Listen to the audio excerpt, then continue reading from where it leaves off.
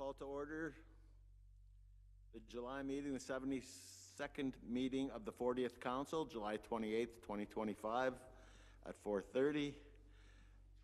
Normally, the first order of business is a moment of reflection, but I would just like to talk about an observation that I had yesterday when we had some storm-related activities in town. We lost power, we lost the water for a while, and I got a notification from the emergency measures team, and I came down and met them here at Town Hall. And I got to say that I was really impressed with how the team worked and the work that went on. Fire Chief Warburton was leading it, but he had 100 things on the go. Tyler was running all over town, making sure that the pumping stations were going and making sure that we got the water back on as fast as we could. Jen Weens from the Atikokan Hydro was on the phone with Hydro 1, getting them to come in because some of the work had to be from them. And then she was communicating with her crew that was called out to try to find another issue. Jason was here with the sore back and all, coordinating things, talking to Clerk Bates, and it was just really a great teamwork that worked on getting these things going. And I know that people were saying we need more information.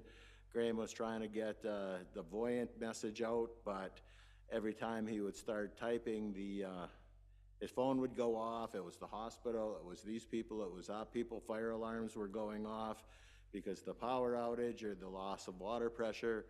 He was sending people out there. And then when we're doing all this, and tornado warning kept going off every 10 minutes. So that was a little discerning too. So I just want to give kudos to that team that worked really hard, and I know people want answers, people want to know what's happening right now, but I can tell you that the work done by that team, I was there looking at my phone. They did all the work, so. But yeah, I just want to make that known to the general public that the situation could have been a lot worse without the good work done by the emergency measures team. So I just want to call out and say thank you very much. Councillor Shine. Thank you, Mayor Ferguson. I also want to give a thank you. I live on O'Brien in the construction area, and when that wind came through, all those fences went flying, and people were driving over them, stopping them and throwing them in the ditches and whatever. And I put out a call to Public Works, and they had P&I representatives there in jeans and white runners within 15 minutes to clear up the situation. So good job on them. So I just want to say, with all the negative stuff we hear about the municipality, I just want to call out that how well everybody worked and everything that they did to make it as little painful as we can. And then the second storm hit and knocked our power off in Lone Pine again, but it was a lot of good work. So I just want to say thank you to them. Okay, moving on, we'll do minutes from the previous meeting. Oh no, disclosure of pecuniary interest. Oh, I'm sorry, I'm getting ahead of myself, talking too much, sorry. Thank you, Clerk Bates. Approval of the agenda, moved by Councillor Stimson, seconded by Councillor Shine. Resolved that the agenda for the 72nd meeting of the 40th Council be approved as amended. In favor? Carried.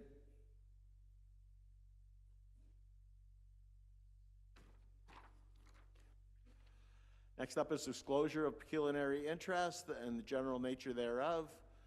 You can declare it now or anytime during the meeting. Yes, Councillor Johnson? Thank you, Mayor Ferguson. I'll have to declare conflict of interest for item 13A. Okay, duly noted. Thank you. And Councillor Stimson? I'll have to declare a conflict for item 13A also. Okay. I'm not making any money on it, but the board that I am on will save money if it gets passed. So. Thank you. Councillor Shine? I'll declare a conflict of interest as Well, same reasons for Councillor Johnson and Councillor Stimson. Okay, thank you. Duly noted by the clerk. Appreciate that. And now we'll move on to minutes from the previous meeting. Committee of the Whole meeting minutes, June 23rd. Moved by Councillor Shine, second by Councillor Stimson. Resolved that the minutes of the Committee of the Whole meeting held June 23rd, 2025 be received and filed. In favor? Opposed? Carried?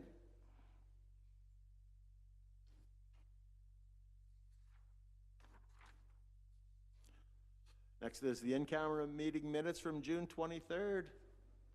Moved by Councillor Stimson, seconded by Councillor Shine. Resolved that the minutes of the in-camera meeting held June 23rd, 2025 be adopted as written. In favor? Carried.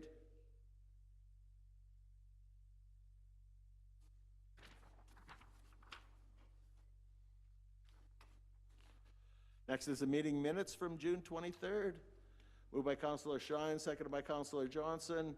Resolved that the minutes of the 70th meeting of the 40th Council held June 23rd, 2025 be adopted as written. In favor? Carried.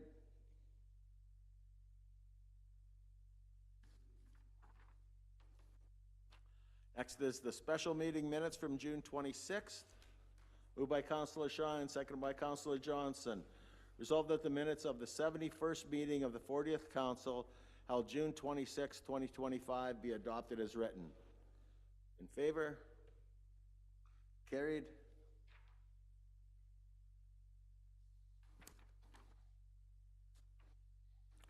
And lastly, this in-camera meeting from June 26th.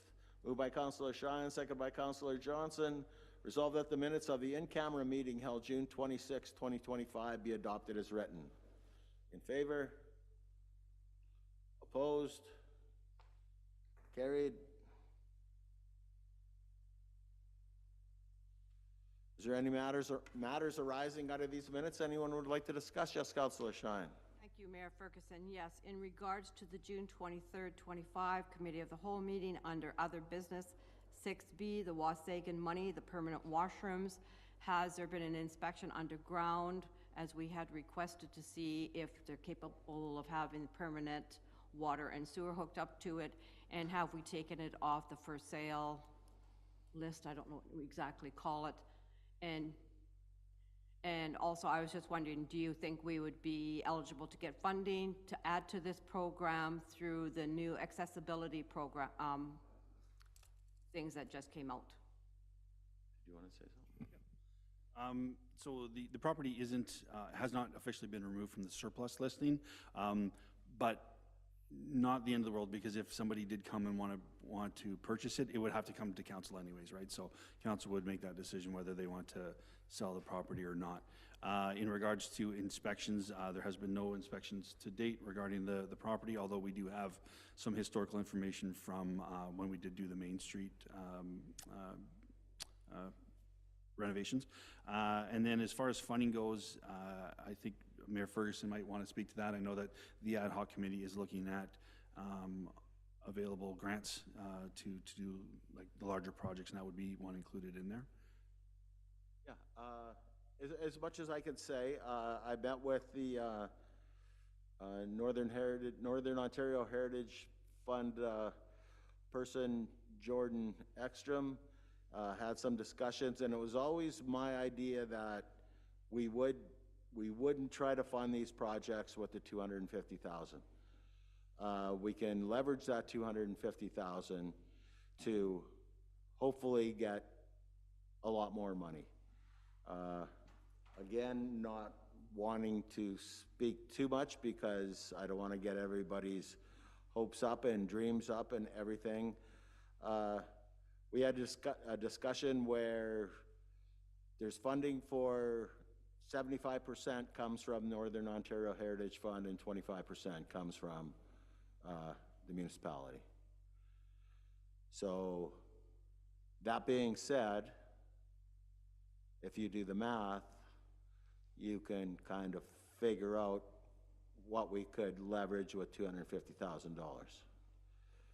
So it's a lot bigger. We could get a lot more bang for our buck. Again, I don't want to say too much because I don't want to get everybody's hopes up and have dollar signs rolling around.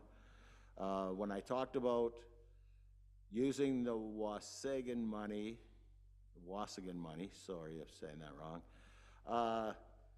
there was some discussion on if it's partner funding or municipality money, so we have to clear that up. Something like this doesn't just happen in a few weeks or a few months. We're looking at a lot bigger opportunity and rolling in a lot of different things to finding the right fund that's available. There's unlimited things that we could do with this fund. So we want to tread very cautiously because there could be a big opportunity for the recreation, community improvements for Atikokan. So no, we haven't done the digging yet, find out where the sewer is gonna go, and we haven't staked out the water park area or anything like that because we're looking at a way bigger picture. And just talking with Jason, if the Wasagan money is the community's portion, or would that be deemed by the province to be co-funders, which changes the amount of money available? But it's going to be a lot more than the 250 that we're looking at. So we're moving forward in that direction. Yes, Councillor Lyons. Actually, Councillor Shine had another question. Well, she asked the question, so I'm going to her. So Okay, thank you. Just a quick question about the funding. Are we exploring like the accessibility fund as well as other opportunities as well? it depends on when you start stacking grants, then it doesn't work. What is explained to me was if you have other funds, then it's 25, 25, and 50 from Northern Ontario Heritage Fund. If you only have one grant, it's 25, 75. So if we did get some other money from somewhere else, it would just reduce the portion from Northern Ontario Heritage Fund. So if they came back and said, no, you're not eligible for something, we could apply another stream, but we're looking at leveraging the biggest bang for our buck. Okay, and so like Councillor Shine said, and you have stated that, you know, this isn't going to happen overnight. There's a lot of steps in the process and such. Maybe we should be advancing those underground, like looking at those underground services and such sooner rather than later so we don't lose the Wasagan funding within that 2-year Well, we won't timeframe. lose the Wasagan funding because it's good till the final piece of wood is picked off the ground and they leave town. So they're expecting that to be around 2029. Yeah, so that's not very far off one in the grand scheme of things. I'm hoping Things that- move slowly with government. Yeah. Okay, Yeah, but we don't, for us to go, we don't have the money right now to bring a company in to start doing work right now because they'd have to be paid. In our experience before with the wellness center is when you apply for funding, they say, well, we're not going to fund something that you've already done. This is for things coming forward. So you want to have the money in your hand before you start spending money. Councillor Shine. Thank you, Mayor Ferguson. So is anybody going to be attending the workshop that you can do for the accessibility that has come out? They're offering webinars, you know, to see even if we would be eligible. And also in with what Councillor Lyons is saying, just because I've done a grant, the initial part goes fairly quickly. Yes. And you got to have your ducks in a row for the second phase of the grant if you get past the first phase. So if we don't, we need to have that in our budgets for next year, if that's what you're going to be doing. Have that in our budgets to get what we want assessed underground so that we're ready for it. like, don't wait till we get approval, like, Well, start thinking about. again, as I stated to Councillor Lyons, that if you go out and spend $10,000 in infrastructure work, you're probably not gonna get reimbursed for that. I'm not talking about spending, I'm saying to see if we need it. Maybe we don't even need to spend anything, maybe the water lines and the sewer lines are perfectly fine. I don't know if Tyler has anybody, if, his staff member there can do that kind of thing. Can't remember his name. I know where he lives, but I can't think of his name. Again, yeah, so that was going back to the question about, yeah, we haven't taken it off the market and we haven't done any underground testing yet, if that was the initial question. Any other questions? And that's more than I should be able to share, to be honest with you.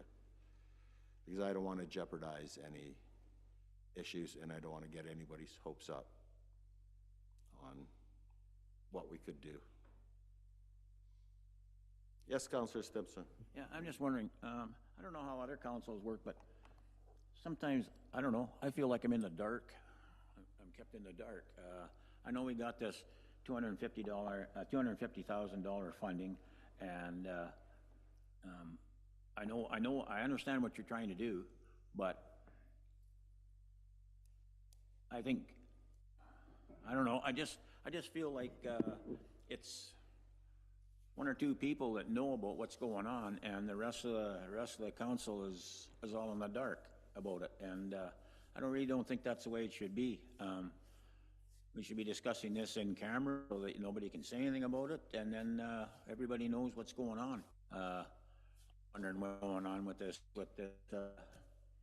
money. I was told about a water park and all this stuff, and I kind of been looking to see, when it's going to start, because I thought it would be starting this year and be done for next year. But now, by the sounds of it, it's not going to be.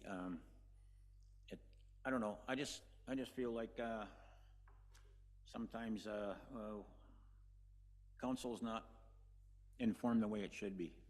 Well, That's about it. If it's council's decision, if we want to blow $250,000 on two projects and get it done this year, then we can go ahead and do that. If council wants to leverage that money for a lot more projects and a lot better options, sometimes those things take time. And we haven't met, so we took this opportunity to update everybody, and that's everything that I know. Trying to leverage as much as we can. Talked about match funds. That was what we were hoping for, opportunity for more. So yes, that is everything that we know. So I understand that part, and I understand now why you're not building it. I just said that's what I thought, and now I find out, okay, that's fine. I agree with you. Get what best bang for the buck, but it just seems like there's times that council gets told, well, we can't say anything about that, and really, I thought that councils all know the same thing that other people do. But maybe, I guess that's not the way it goes. no, they do. Anything that we discuss as that with more than 4 members of council has to be in a meeting with minutes taken and advertised. So that's why we're discussing it now, because this is a meeting with minutes taken and advertised. Yes, Councillor Johnson. Thank you, Mayor Ferguson. A question, is the ad hoc committee working still on that Yeah. as a committee? Well, the ad hoc committee was to identify projects. And then We that- identified projects. Now we could have an opportunity to do more, so that they would meet again Okay, with, Okay. I'm hoping to do, okay. Say no more. and other things. No, thank you. But we need to know what we're going to go after, because when we apply for this, we have to say, we want to do this, we want to do this. So when we start moving forward on that, and they start asking what we're going to do, then we have to be able to tell them, and that's where the ad hoc committee would. So the ad Well, hoc committee yeah. will still have a Yeah, say. it'll still have a say, Okay. definitely, yep. This is just trying to leverage as much we can for the province. We, other places that we've gone to, and I think they spoke at it at NOMA, was municipalities in Northwestern Ontario, because there was a complaint because some of the Northern Ontario Heritage money was going to all the way to the Muskoka area. And Minister Rickford was the minister at the time. He said, well, you're not using it, so we're spreading it out farther to other people that want to use it. So they are looking for something from Atikokan, not something small from Atikokan. Yes, Councillor. Okay, I understand now, the odd ad hoc committees involved, so that's fine by me. Yeah, oh, for sure. It's not going to be, you know, what I say or what Jason says or anything like that. There's going to be, but we don't know right now. With what we have, these are two projects that seem to have the most traction with the people of Atikokan. Good. If there's an opportunity for more, then we would meet again, because we would have to say what we want the money for. But we have to know, if you can't do one before the other. You know, you got to know what's available and what are you going to do with all this money. If you get it, we're going to do this. Okay, thank you.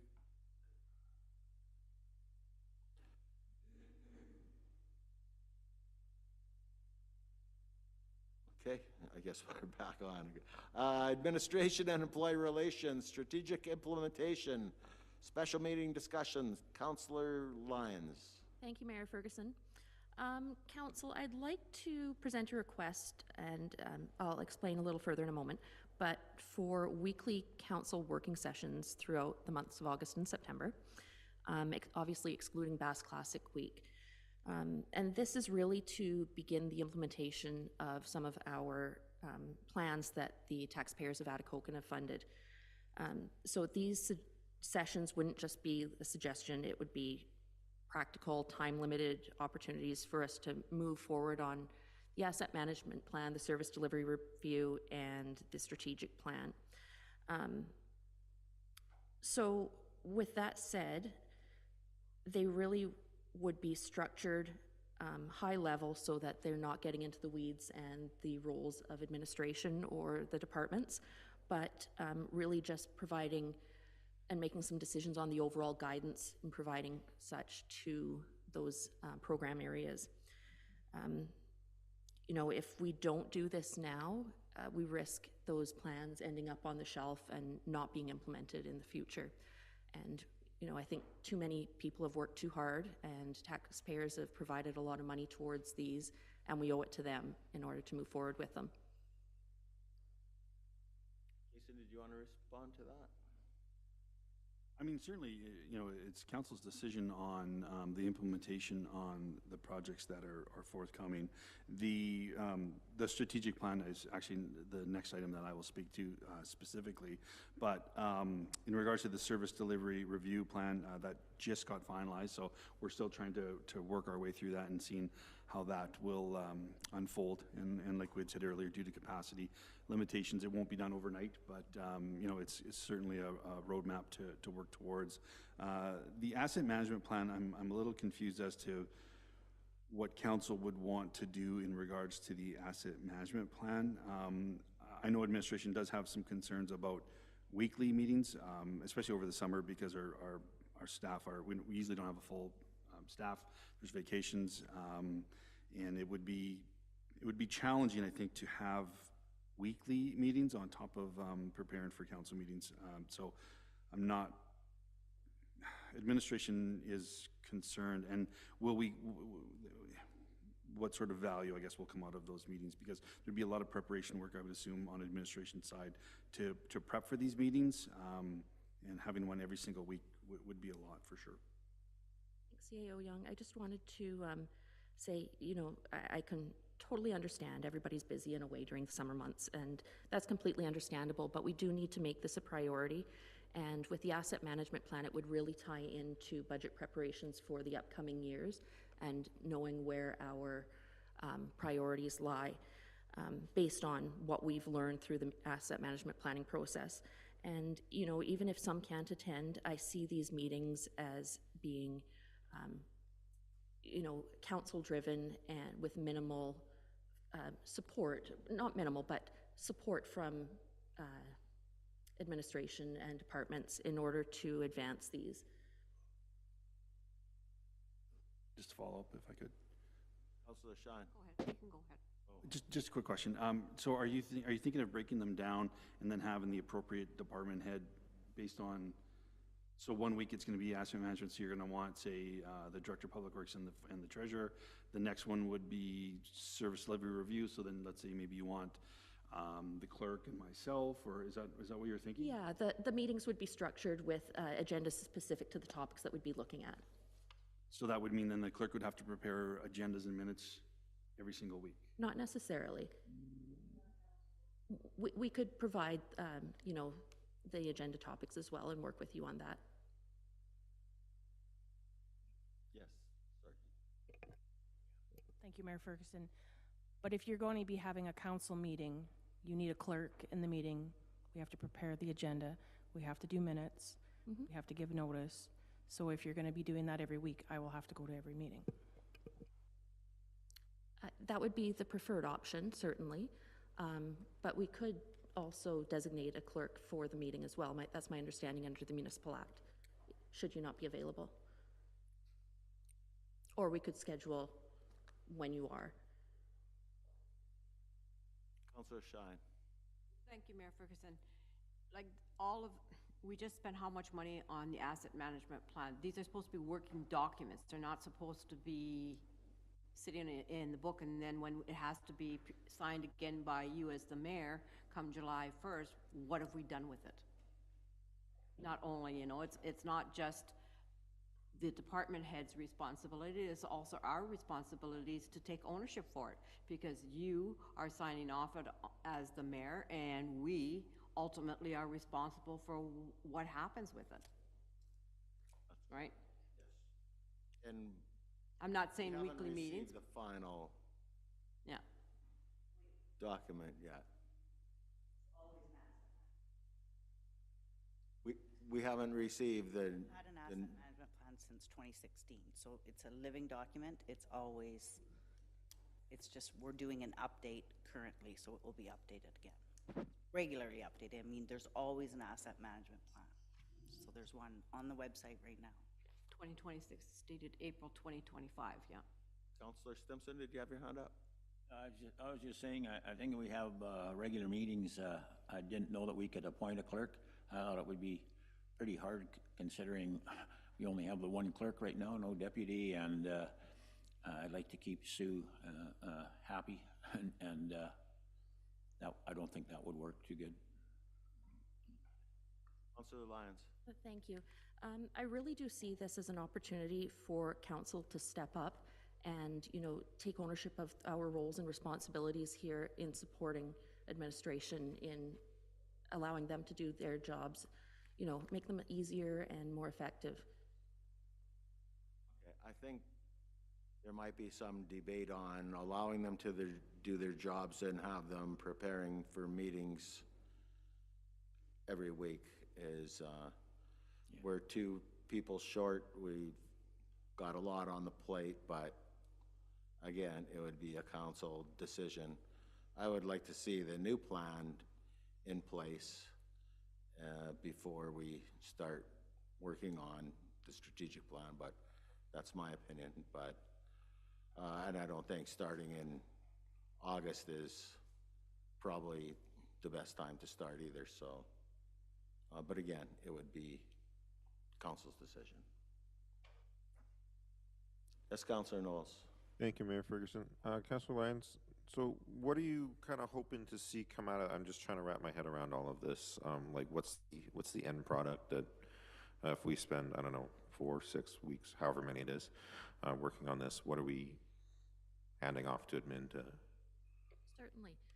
So what I foresee as the end product is council has a good unified understanding of what those plans contain, where the intersections are, what our roles are going to be moving forward, and then are also in a position to better work with administration and the department heads in, you know, identifying those deliverables that are required, what's outstanding for any sort of implementation of these plans. And then when it comes to decision-making as going forward, we have that background information in our pockets. Okay, thank you. And I do have one follow-up question. Clerk Bates, so all of these meetings, if council is involved as an entirety, are they required to be televised? Or are they required to be, as you stated, publicly noted and minuted and the whole shebang? Yes. Okay. Yeah, but like Councillor Lyons stated, I can delegate my authority to anybody, but the only thing is too, is if it's a council meeting, whoever's clerking, and Brandy is a deputy clerk too, there will have to be minutes, which it will probably be me, because if I delegate my authority to Tyler, like, he doesn't know the program, Brandy doesn't know the program, and I'm not trying to make excuses, it doesn't matter to me what you guys want to do, but it's just, that's just more added work. Right, so the format Right would be now. similar to when we say come in to do budget discussions and that, and we were having those regular meetings, and it had to be on a week-by-week basis when we were, I believe it was a couple of years ago, we were doing it Yes, every week. yes. Okay, thank you.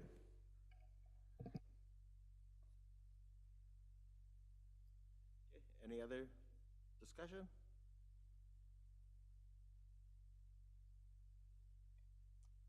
I don't know. What would council like to see moving forward? I think I wouldn't want to jump into this and say we're going to do this starting next week. I think I would wait for the new strategic plan to be developed and finalized. I think that's something on our plate that I think you have to put one thing to bed before you start something else. And I think it's important that we close out the strategic plan and the service delivery plan, finalize that, and then start moving forward in September on utilizing that plan. That would be my recommendation. I don't know if council has any ideas. Yes, Councillor Johnson. Thank you, Mayor Ferguson. So you're saying by the end of September, October, that those plans will be finished and ready to be? So the asset management plan is an ongoing document. The asset management plan is already there. The service delivery review, you did receive the final report a couple weeks back. Again, we haven't put anything into action yet, but we have received it. And the strategic plan, we'll talk about timelines on the next agenda item. So one out of the three, for sure. Yes, Councillor, or Clerk Bates, sorry. Thank you, Mayor Ferguson. I was just thinking maybe me and Councillor Lyons could sit down in a week or so, maybe come up with a little bit of a plan, and then maybe we can bring that back to council just to see, maybe we can work together on something, see what we can do. I'd appreciate that. Thank you. Okay, so that's the plan moving forward, that Clerk Bates and Councillor Lyons will discuss how we're going to move forward, and it'll be presented at the next meeting, or discussed at the next meeting. Thank you. Part B, Strategic Planning and Organizational Assessment Initiative Update. Right, so I believe it was July 8th, I did send you the draft strat plan from KPMG, looking to get comments so that we could, so that they could finalize it, bring back a final draft for council to accept. Obviously, we weren't ready today for that, so this will be obviously pushed until next month.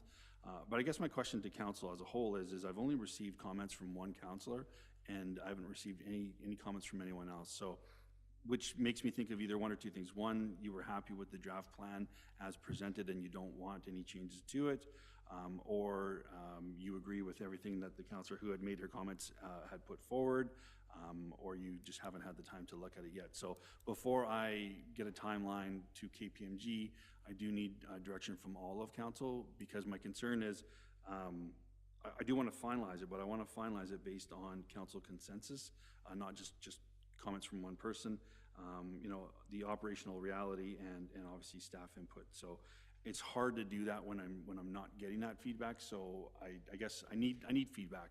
If we're going to finalize the strat plan, I do need feedback. And if I can get something from everyone within the next week or two, then I can push KPMG to bring a final draft forward for the last meeting in August. And depending on where we're at there, either to accept that final strat plan or to bring it back with edits and then have it passed in September. Well, as Councillor Johnson likes to hear me say, give a by when time. So I would say by the end of business day on Friday, if you haven't heard from all councillors, I think you would just surmise that the councillors that didn't respond are satisfied with the plan, and then we'll move forward on that. So this Friday, yes, we've had it for a while. So I think we can take the time and have a look, and if we don't hear back, then we'll take that as indication of satisfaction. And also additionally, if I can, is just to look at the comments that have already been put forward, and if you're in agreement with that, or if you're not, I think would be important as well, please. Thank you. Thank you. Councillor Johnson. Thank you, Mayor Ferguson. I'm guilty of not reading this in entirety, but I finished it today, and I have lots of questions. I would just like to know if I can come and have a meeting with you in your office instead of over the telephone. Always open. Thank you. Available, yeah, absolutely. By Friday. By Friday. End of Friday. End of business day. Okay, departmental update expectations, Councillor Lyons. Thank you, Mayor Ferguson.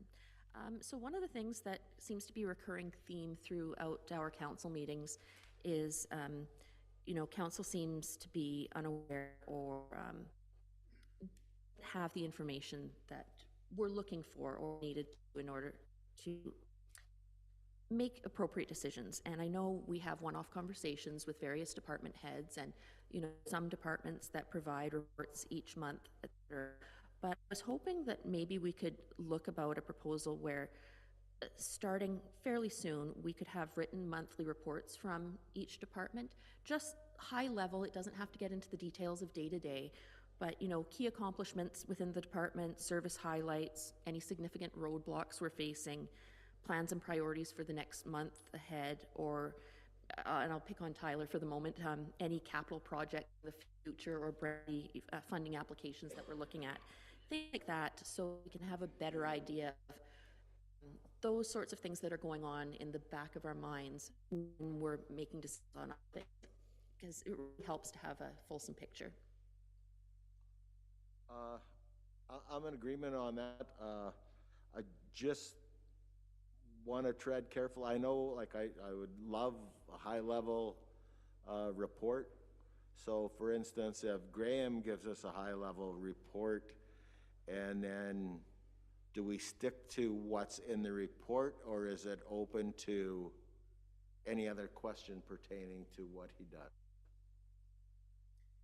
That's a very good question. I would refer that to my other councillors on what their preference would be. I don't feel I'm in a position to speak on their behalf. Or any questions would be fed to the department head in advance so they can answer. Because what we ran into before was, and it's all legitimate, all good questions, but the department head wasn't prepared with that answer. So I think if we're going to ask questions, we would submit those questions for end of day Thursday for the council meeting. So when they do present their report, they're prepared. Not fair to department head. We know what's going on for sure, but it's not fair to the department head to ask him a question out of left field that he might not be prepared to. They might not be prepared to answer. Yes, Graham. my question would be, and I believe, at least for the other two, is content of the monthly report, who views the content is. If I give a delivery of what I feel council should know, but council is aware of something else in the background that is something they're curious about or want to know, would I be, and going back to what you've said, would they be able to ask me about that item that I either have deliberately or unconsciously not added to a report for whatever reason I haven't? And could it be construed that I or a department hiding if you omitted something?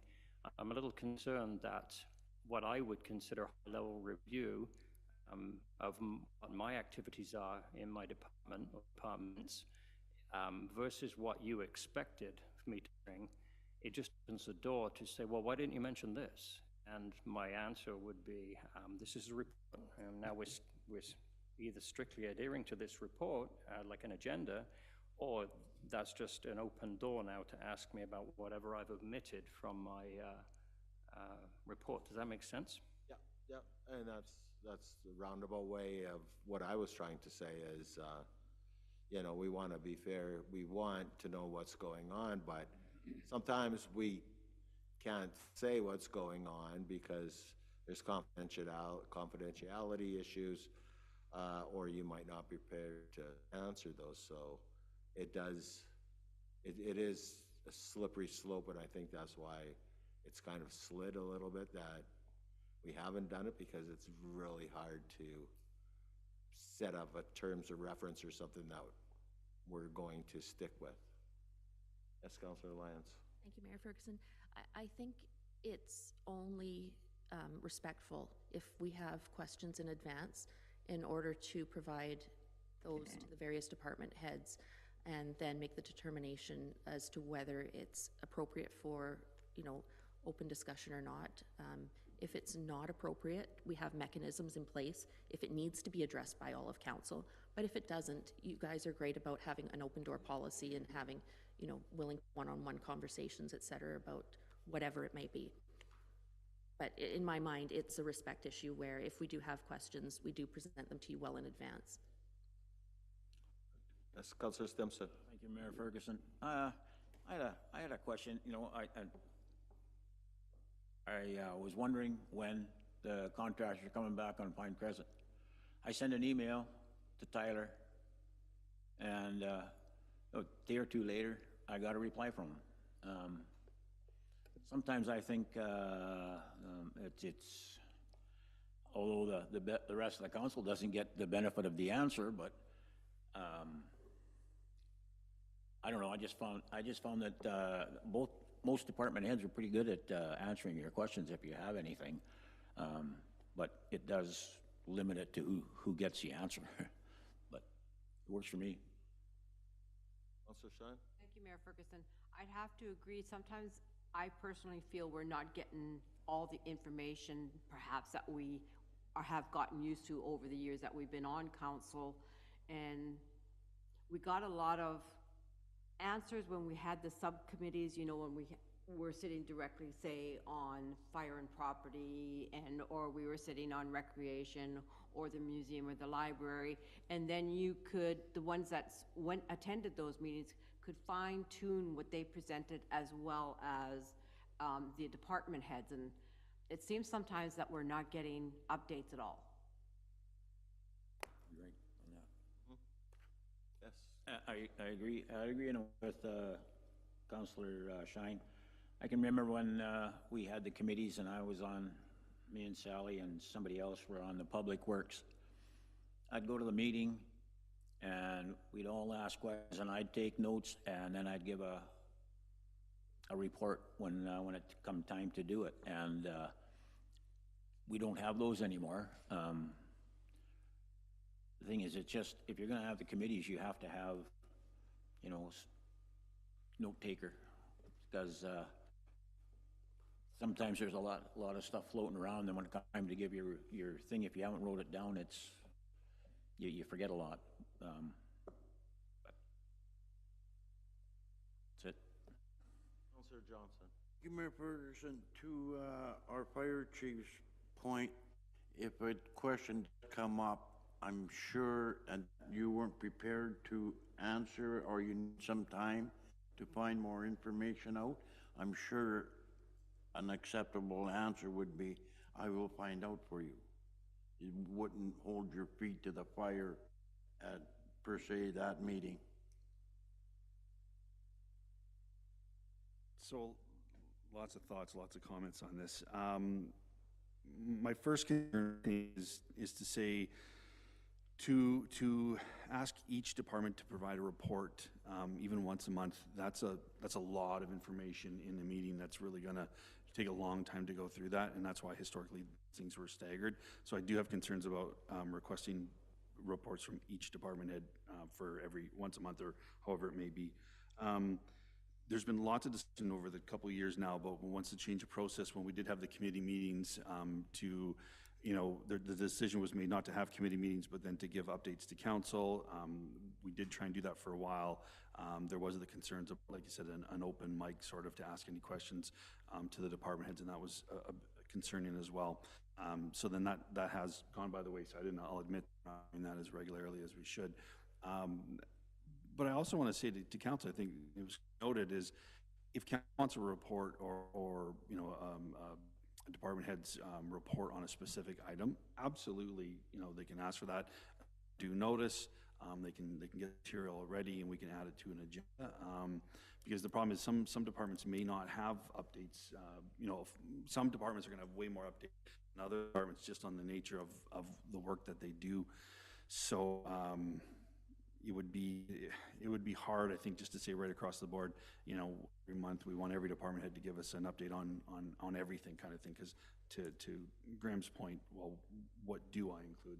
Because I don't think it's important, but you have a lot of questions. So it sounds like we're coming back around again, where it's like, okay, so how are we going to move forward, and what will be the most practical way to do it so that council can have their questions answered.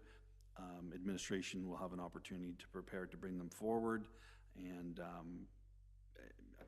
I'm not really sure. And I guess ultimately it is council's decision what they want to do.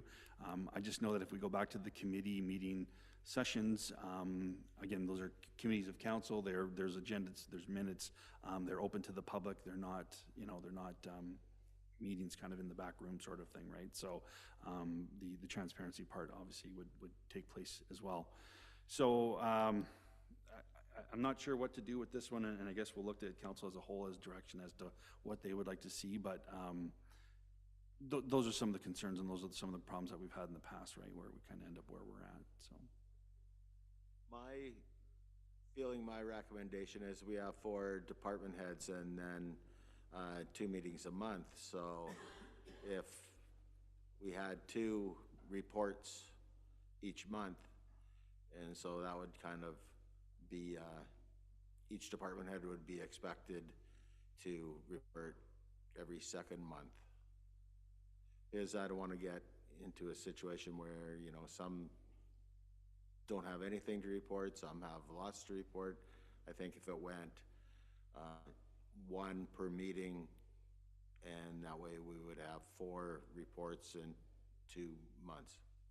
That would be my recommendation. Councillor Shine? Thank you, Mayor Ferguson.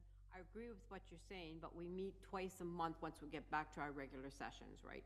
So why can't we have, as you said, there's 4 department heads, 2 at one meeting, 2 at the next meeting, and us submitting if we have concerns or what we want to be updated on, whether we come down here and discuss it prior with them in that open door policy to see if maybe it is appropriate to have it on it, or does it have to be an in-council session? But, you know, I don't want Tyler to come and tell me, oh, my guys went out today and they laid 540 blocks. I'm looking, you know, like, when is, say, the pine, when we had that issue with the pine sinking in, like, when is that going to be finished? Like, what are some issues? What do you need us to do? Because people ask you, right? And what do you say? I don't know. Yeah, exactly. They're looking for us to have the answers, not Tyler. Well, I know Tyler has to have the answers, but spread the news. Okay, so would council like to see an update once a month from each department head, or presented to council? Is that what we're talking? Yes, Councillor Knowles. I don't know if it's needed once a month, but if that's everyone else's wish, even to try for a few months, and see if the cost versus time benefit is there, that it makes sense for us to go every month, then by all means. But I'm not 100% certain that we'll get enough information to make it where we're extending our council meetings to discuss these things. And they're at such a high level where these documents are now public knowledge and out there and published. So, but I'm happy to try with whatever the rest of council is happy to do. Thanks. Thanks, Councillor Knowles. Councillor Martin, there you are. I missed you today. Well, thank you, Mayor Ferguson. Everybody's asking all the questions I was going to ask, so I didn't need to put my hand up. Maybe to summarize a little bit how I feel.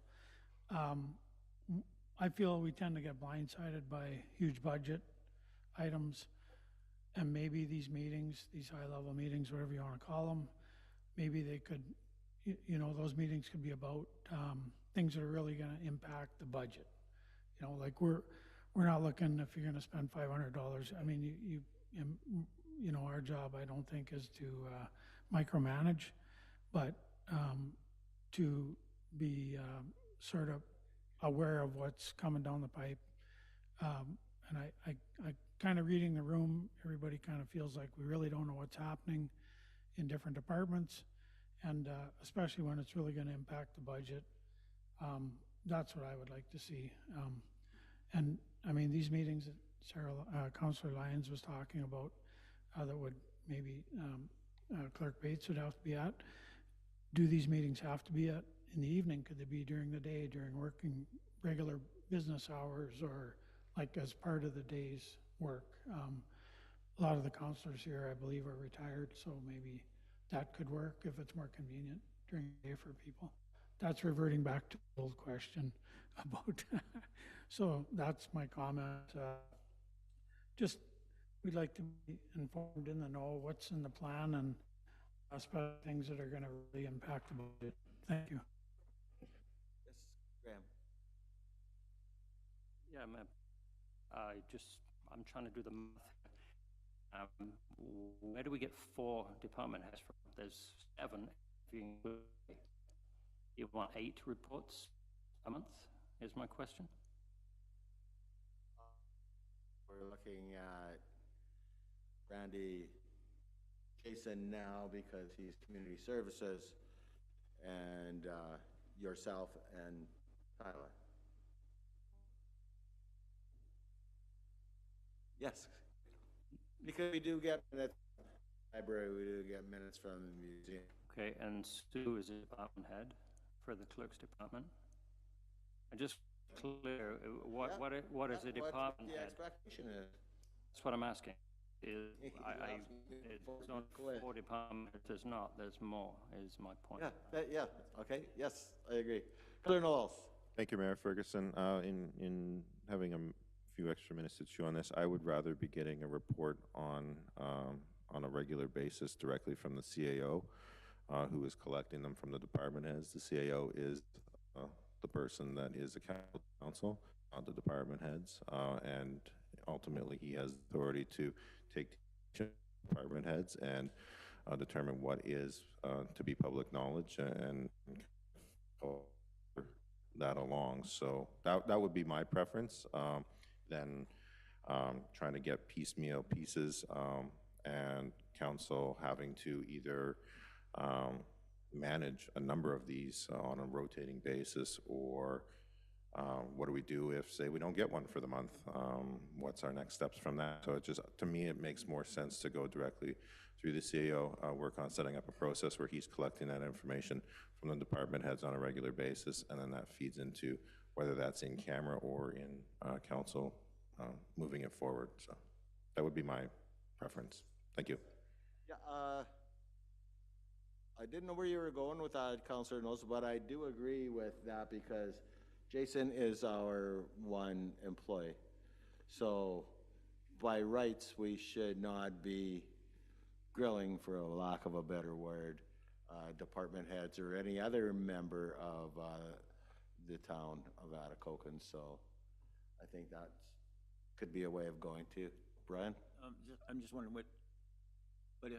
what happened if we had a question that Jason wasn't too sure of?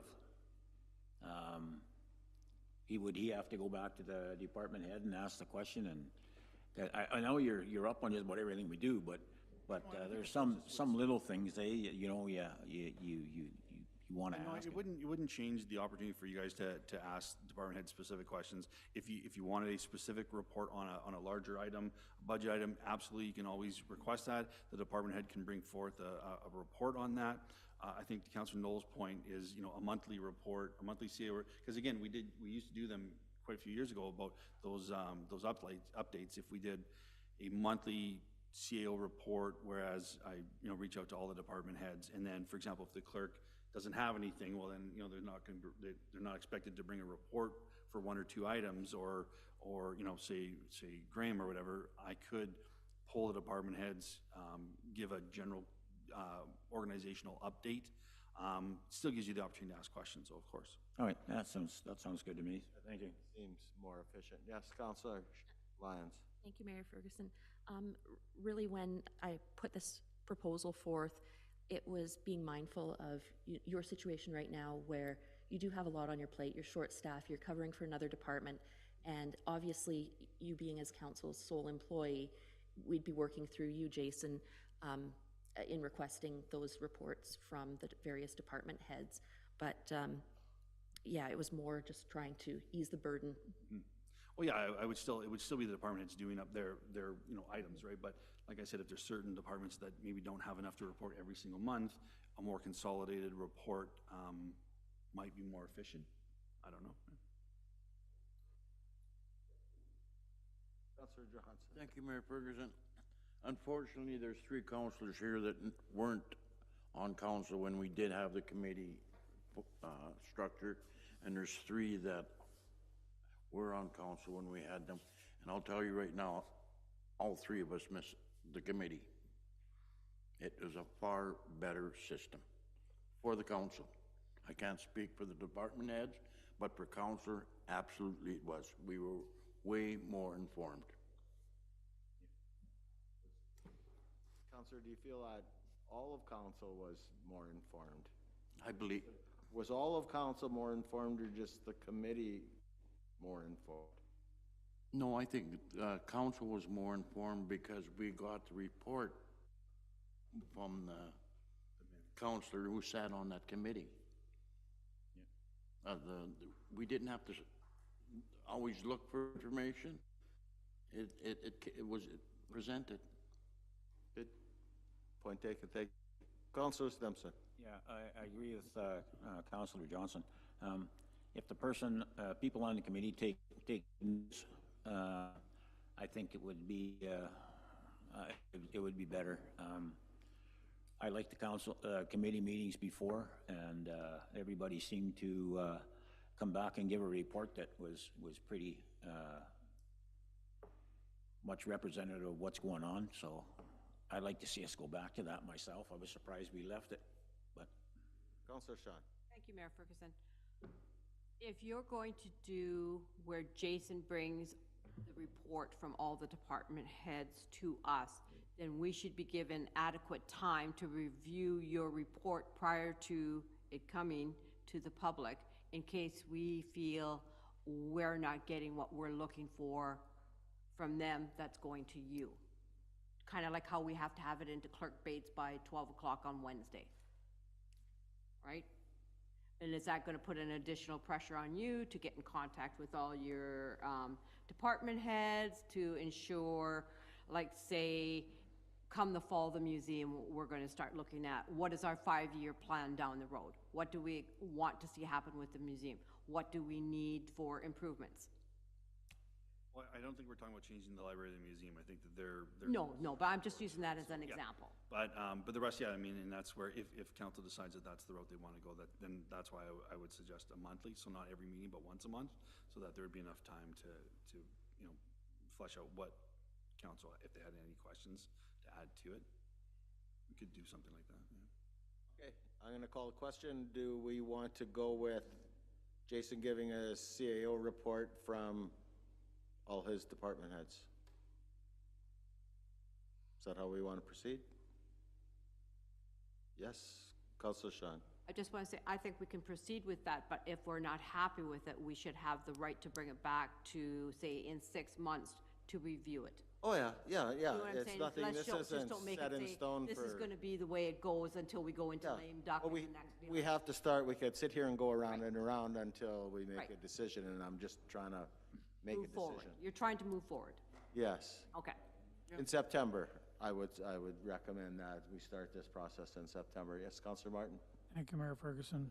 Jason, does that, with all your workload, does that seem acceptable, reasonable? I mean, either way, like you said, asking every department head to do a report every month, you know, that spreads it out as well, right? So, I mean, everyone has lots on their plate, so it's not a matter that, you know, they're less busy than I am. We're all busy, right? So, I think at the end of the day, we have to figure out a system that council feels that they're informed on items, right? Obviously, that's the big message here, is that council wants to be more informed. So we'll try this. If it doesn't work, then we'll try a different system. You know, and I mean, and I know there's an election coming up, and the committee structure always gets discussed and you know, can be changed at any moment as well if they want to go back to something that they've done in the past. So. Yeah, I think it's too far along, you know, we're just about only 1 year left, so I don't think we're gonna start striking committees there with the 1 year to go, but. Sure. Something definitely to look at. Yeah, no, and I should be bringing more updates to you guys anyway, so, right, it'll force me to do that, so I'm okay with that. And, yeah, we'll start in September and see how it goes, and we'll look for your feedback if we have to adjust it. Sure. Okay. Councillor Lyons, last word. Thank you, Mayor Ferguson. Just being aware of, you know, we're talking about some, you know, the strategic plan and that coming up, and being aware of your workload. You know, I wouldn't have a problem if, you know, you're seeking feedback from your various department heads, review the reports before they come to council, and that way it's less burden on you in your role too. Yeah, yeah. Yes. I'm sure Jason meets with his people. Absolutely. Oh, yeah. Okay, so we will expect that in February, or September, sorry. Yep. Okay. Yes, Councillor Martin, that was the last. I Councillor know, Lyons had the last I know, word. but I have to jump in here quickly. So if that's being said, if we have a question for department head, say Tyler, you know, instead of, should we then be, like, Tyler doesn't want to answer emails from 20, you know, all the counselors probably. Do we want to ask the question of you, or? It's always been an option, and I mean, I don't think, you know, any staff members getting bombarded by, you know, daily messages from all of you. I would ask that if it's a question that you think all of council would benefit from, then I would ask that you would, you know, address to the department head and CC your fellow councilors, and then as always, CC the clerk and myself. And yeah, we don't have any issues, because then that way you get the answer right away versus, you know, having to wait a month or till the next meeting or something like that. So if it's a relevant question that is, you know, you need an answer, sure, that's fine. Okay, thank you. Okay. Thank you. Moving on, finance. Revenue and expenses for June 2025. Brandy. So here's June's financial report. And I'd just like to point out that this is also an opportunity for council to ask about any financial matters for programs and services. This report comes out every month. Additionally, we usually have the project summary, but because there hasn't been a lot of money spent on the projects yet, I didn't do it this month, but those are opportunities for council as well to ask about any progress, anticipated budget overages, shortages. I usually point those out on the project summary. And again, council always has, it's council's agenda. They have the opportunity to request a report on any project or service or financial review on a specific item, that's council's prerogative. Having said that, again, I feel like I repeat myself a zillion times. Are there any questions about this financial report? Councillor Johnson. Thank you, Mayor Ferguson. My question would be to Fire Chief Warburton. Graham, you got demolition. Is there any demolition happening this year? Yes, there will be some demolition happening this year. Yes, there will be some demolition happening this year. Thank you. Yes, Councillor Lyons. Thank you, Mayor Ferguson. A question for Brandy. Do we have a date on when MNP is going to be coming to speak to the audited financial statements? They just finished their field work. They just left last week, so it'll take them a few weeks to finalize, and then we'll talk to see when they can come. Okay, yeah, it was just my understanding. We were thinking about July, so I just was wondering if we had secured a date for them to come speak to council. They just came and did the audit last week. Okay, or the week perfect. before. Thank you. Yes, sorry, Councillor Shine. Just to follow up on that from Councillor Lyons. We were told that we were going to get 22 and 23 by the end of July. They were coming in July. They came. I thought they were going to be presented by the end of July. That was No, they my just understanding. left. I can go back and look at the minutes, but because it just keeps slipping and slipping and slipping. And I don't want to go there in this meeting, but I'm very disappointed that we've been told that things were going to happen, and now we don't have a date when we're going to be presented the audit for 2022, never mind 2023. Well, I was told that the FIR would be done approximately 3 months after, or 3 weeks, sorry, after the field work. So the actual financial statements weren't discussed as to when they would be presented, because also when you present the final financial statements, you have to do testing up to that day. So you can't, you have to know when that day is going to be, and they have to do subsequential testing of everything that's happened since they left not last week, the week before, and the day they present.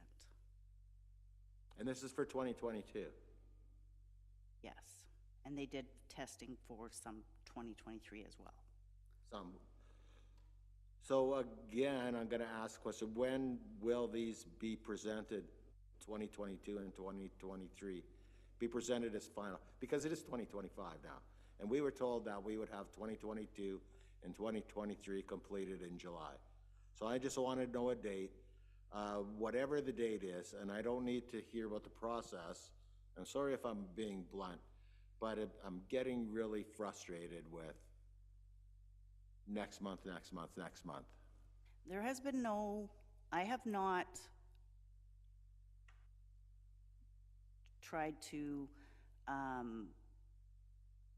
have not said, I knew they were coming mid-July, so I knew there was no way they could present in July. There's work that has to be done after their field work, so I would have never said they were going to be presenting in July. I may have said they were coming in July, but that it's impossible for them to. So when will they be presenting 2022? I don't know. They have to finish, they have to finalize 22 before they can present. And after they finalize 22, they have to do the subsequential testing after that, to the day that they can schedule to come. Okay, I'll speak with Jason. Councillor Shine. Mine is along the same lines as Mayor Ferguson. So does that mean they have to come back and do another field trip for the financials for 2023? Well, they were doing it at the same time, so, but you can't really finalize 23 until 22 is done, because 22 is going to affect all your opening balances for 23. So how they do that, I don't know. And then they also do a lot of work remotely. So I'm not sure how much Can you, longer they'll need for 20, you kind of have to finalize 22, so I'll get a better idea when they're done that. can you explain what you mean by testing? So basically, they, the whole purpose of an audit is they'll test different things. So they'll say, okay, here's a bill, show me where that bill was paid, show me the receipt, show me the documentation for grants, for example. They'll go through all the grants and show me where the money comes in, show me where the money's spent, show me the canceled checks for this, for that. They just do random testing for receivables, payables, taxes, UB. I understand now. It's like when we get audited, they come to each department and they'll say, okay, you claim here, you've had 25 by the end of March 31st, 2024, proof that you actually have that product in there because your invoice states it's along the same lines? Yes. Okay.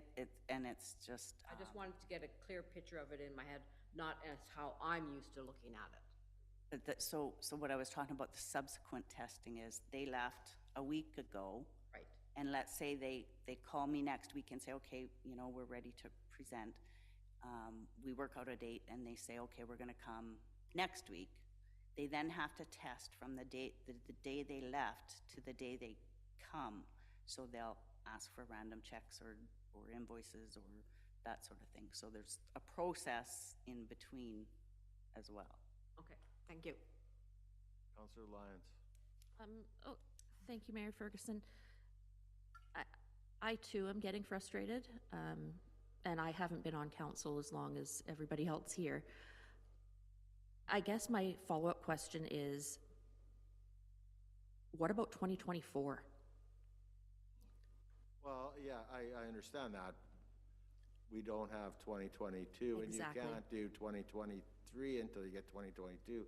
So And I 2020. guess we're not even, it's a moot point to talk about 2024.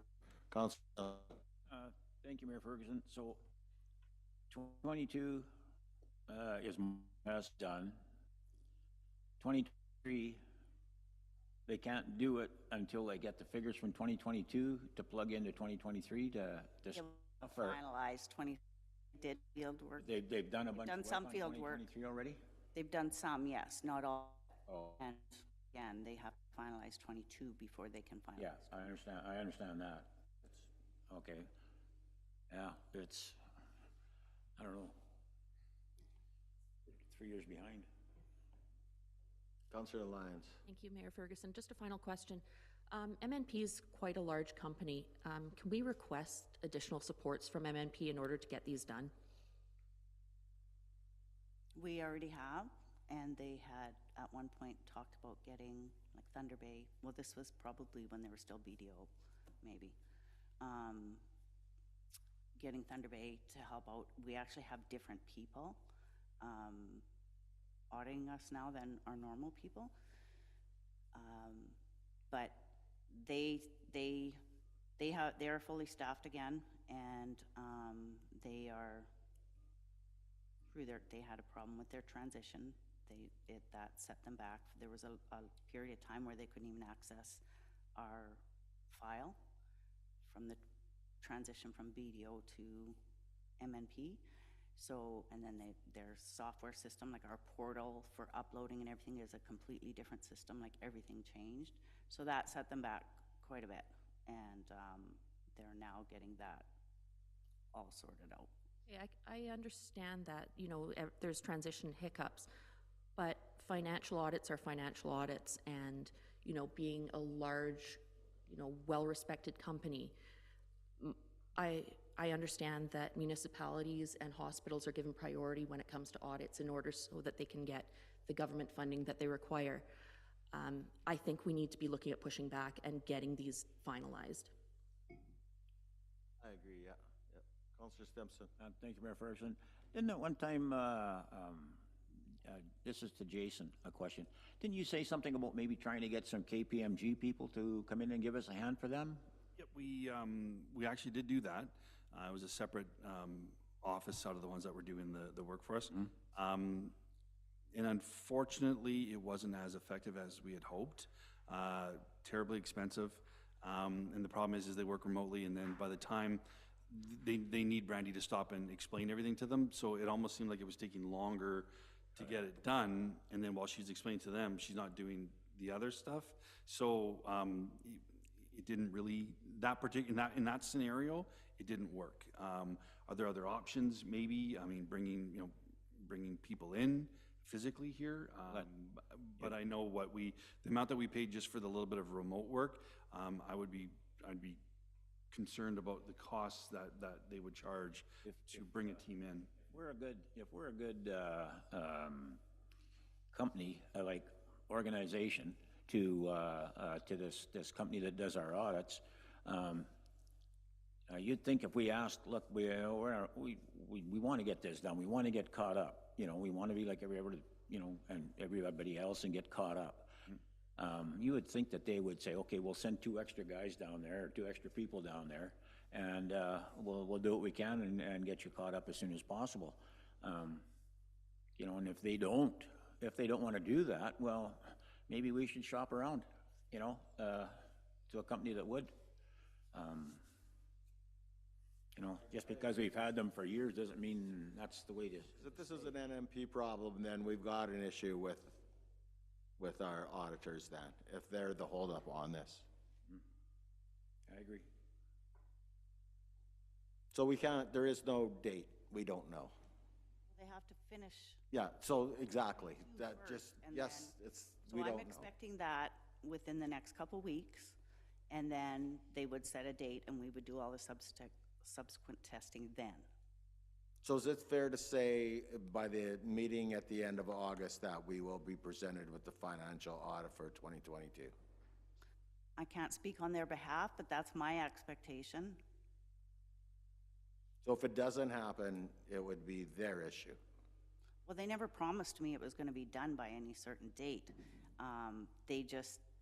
I knew they were coming in July, and they were hoping to have the FIR done approximately 3 weeks after their field visit. That's the only dates I received. And then I asked to book dates for 24 immediately, because the last time when I went to book dates, it was a lot, like I thought they'd be able to come right away and they weren't able to, so it was a lot later than I expected. But we haven't booked 24 yet. Yeah, there's lots of auditing firms. I think we should look at somebody else if they're holding us up. Councillor Lyons, last Thank you, discussion on this. Thank you, Mayor Ferguson. Could we please ask MNP directly when they anticipate to be done and what date they'll be able to present to council, instead of making the assumption or interpreting that they haven't said anything about when they could be done? Can we be a little more direct on that? Yeah, I'd like to hear their response. I can email them. Okay, thank you. Okay, moving on. 2026 budget preparation kickoff, Councillor Lyons. Thank you, Mayor Ferguson. So one of the things that when I first started on council, I met with Brandy and we talked about budgeting, and I also spoke with other councillors about the process and whatnot. And it's my understanding that we can start our budget process earlier, and there's a request I understand goes to the various department heads in the fall for their budget lines for the coming year. With this new strong mayor powers, I understand too that we have to have a budget by the end of February. So with presenting a little bit of wiggle room, I'd like to present, the top, like maybe we should be looking at some discussions now and maybe introduce the idea of exploring zero-based budgeting as a potential tool to help us improve how we allocate the resources, and then connecting our spending to the various priorities that we have in our plans. So I just want to be clear, I am not proposing that we adopt zero-based budgeting today. I've shared a backgrounder with council and prepared a draft motion, but it's only to bring forward, if there's interest, a feasibility report from the Treasury Department to look at how zero-based budgeting could be applied to council. Councillor Stimson. Thank you, Mayor Ferguson. Did I hear something about strong mayor powers and having a budget by February? We've never had a budget in February for eons. We're lucky if we can have one by the middle of July sometimes, you know, it's... They're directed to, we will. Councillor Shine. I was going to respond. Thank you, Mayor Ferguson. I was going to respond. If you take a look at where some of the strong mayor powers have done, say, for example, when we were talking about strong mayor powers, if you look at the city of Thunder Bay, they passed a resolution that the preliminary budget, say, for 2026, has to be to them by the end of February 2026. They're already working on their budgets for 2026. We just finished ours. Councillor Stimson. Yeah, thank you. I never finished there, but I was just saying have you exercised the strong mayor powers to say that we have a budget? Because I missed that, I guess, by February? It has to be before February, so I never received strong mayor powers until May, so I wouldn't have been able to do that. Okay, no, I just wondered, where did that come from, strong mayor powers? It is because other municipalities been given this for years. I know, but Councillor Lyons said strong mayor powers has to have a budget you have to have a budget by February. And I thought she was saying that due to strong mayor powers, we have to have a budget by February. They were directed. Okay, good enough. Thank you. I don't remember, and I know you hadn't have done that, so. Yes, Councillor. My apologies for not clarifying that, Mayor Stimson. I also want to clarify about just kind of what the zero-based budgeting is. So rather than taking last year's budget and tweaking the numbers and advancing it for approval for the coming year, it's essentially taking your requirements, so your insurance, your debt, et cetera, and advancing those. But all the discretionary spending, starting at zero and aligning it to the current priorities of the municipality. So, you know, even looking at the feasibility of this, I'm not necessarily saying that we could be looking at it for the entire municipality. Maybe we look at a pilot for one department or so. But I think it's worth exploring going forward. Councillor Knowles, I'm going to speak first, if it's okay. I sat here for an hour and a half already discussing a million things that that administration should do, that the department head should do, all these other reports, all these extra meetings, and we don't get a budget a lot of times passed until late spring, early summer. And I don't think being two people short, and with our history of slow process on budgets in the new form, that we throw in a brand new way of doing budgets and expect that it's going to be more efficient and come out faster. That's my opinion. Councillor Knowles. Thank you. I just more had a question about is this being implemented in other communities in the region, or is this very kind of new and experimental? I'm just trying to wrap my mind around, is this being done, and are there best and worst case scenarios to draw on? So this is a regular financial practice in many organizations. Specific communities I can't speak to at the moment, but I could certainly find out for you. You know, that is a fair concern, but I think, you know, through the feasibility, like looking at the feasibility of this approach, we'd have a better understanding if it is something that could be adapted to our current process. Not necessarily adopted, but could be adapted. Thank you. Okay, yeah, I'm just trying to wrap my mind around all of this. I don't have a desire to ever get into the micromanagement game or to be anything more than a policy crafter or a strategic director as a councillor, and it's very limited information, and I'm just trying to make sure that that doesn't jive against that, because like I said, I have no interest in telling any of the departments how to run or to justify every expense. And I want to make sure that they have the flexibility to do the work that's needed proactively and reactively, and just understanding all of this is a big thing to kind of wrap my mind around. Thank you. Councillor Shine. Thank you, Mayor Ferguson. When we received this email in regards to this, I've actually only just started reading some documents on it, so I get a better understanding of it. It might not be a bad idea for the rest of us to do that as well, so that we understand what it means exactly and how could we potentially. This is something brand new for all of us. So we need to do our research as well, not just expect them to do the research, Yes. I think. Obviously, we don't react, knee-jerk reaction to the whim of every councillor, so if it is something that we want to bring forward for a discussion and get some information on it, I think that's a possibility, but not to put a resolution, prepare a resolution to go this way today. Did someone else have their hand up over at the table there?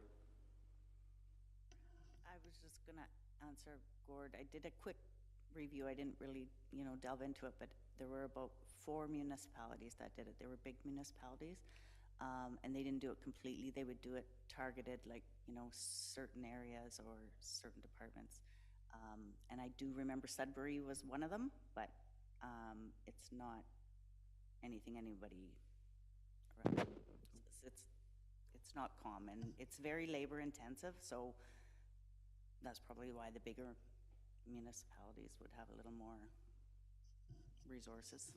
Yes, Councillor Lyons. Thank you, Mayor Ferguson. Yeah, the draft optional resolution that was presented today was simply looking at the feasibility of it and not implementing it in any way, shape, or form, but really gathering more information. Thank you. Councillor Stimson. Yeah, I just want to comment. I feel that Councillor Lyons might be thinking that we're poo-pooing every idea that she comes up with. And I just want to say that it's nice to see a councillor that is coming up with ideas, trying to find things. And it shows she cares. And that's all I want to say, because, I just don't want her to think that we're saying all her ideas are hokey pokey and, turn yourself around kind of thing. But it's good to see somebody trying to come up with good ideas. And thank you. Councillor Shine, yes? Okay. Councillor Martin. Thank you, Mayor Ferguson. I think, I feel some sentiment on what Councillor Lyons is doing here, because, after being on council for the last few years, however long it's been, I see things in the budget that are getting carried over from year to year to year, and I think when it comes to budget time, it's probably easy to leave things in the budget because it was in the budget. And I like this idea because it's kind of we're starting from scratch here, okay? We can't reuse those things that we keep putting in the budget from previous years that we never spent the money on, but it's always in the budget. So from my speaker's working a little better now, okay. I think it would give us a clearer understanding of what's actually going on and what the money is needed for. I like the idea. That's all. Jason? And I don't think it worked exactly like that. So for example, at the end of the year, if we don't have a project done, we do put that into those temporary reserves, right? So we don't go back to the taxpayer to ask for taxes a second time around on the same item. We will hold that money aside until that work gets done. The concern, and I think, as Mayor Ferguson said, the challenge or the goal for the budget for the last handful of years has been to try and get it passed earlier every year. And trust me, administration wants that just as much as council does as well. It just seems like there's been a lot of roadblocks lately that haven't allowed us to do that. We are committed to obviously trying to get the 2026 budget put forward earlier than historically. I think trying to even entertain something like this would be would have the opposite effect. I think that would really grind us down. I think we're small enough where there's not that much fat to trim, and looking at each year actually gets us ahead, because historically our fixed costs are our fixed costs. So trying to say, well, you're going to have to start from scratch every year, I don't see the benefit of that, and I think you'd be hard pressed to find a municipality of our size engaging in such a process.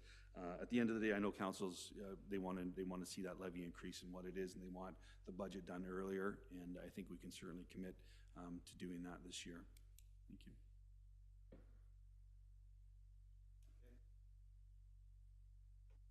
Thank you. Next, asset management plan, conditions of town-owned facilities. Councillor Shine. Thank you, Mayor Ferguson. I'll try to keep this short.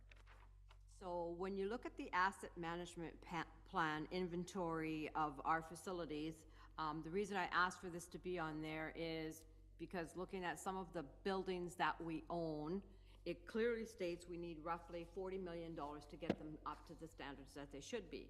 But then when you look at 9.2, it says getting these, it's because they haven't been assessed properly.